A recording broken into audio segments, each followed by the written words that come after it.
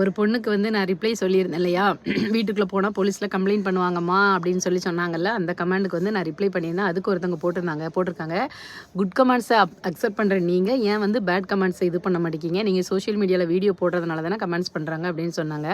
நான் அந்த பொண்ணு வந்து எனக்கு வந்து பேட் கமெண்ட் பண்ணியிருக்குன்னே நான் நினைக்கல. அந்த பொண்ணுக்கு ரிப்ளை பண்ணணும், கமெண்ட்ஸில் பண்ண முடியாது அப்படிங்கிறதுக்காக தான் வீடியோவில் போட்டேன், சரியா.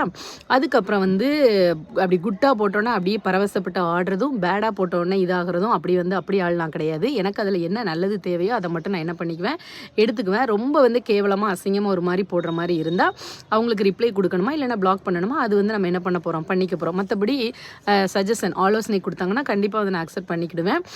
இன்னொன்று, இந்த மாதிரி வந்து அதாவது நீங்கள் போடுறதுனால தானே நாங்கள் பண்ணுறோம் அந்த மாதிரி பேசுகிறத ஃபஸ்ட்டு வந்து என்ன பண்ணுங்க, விடுங்க, சரியா.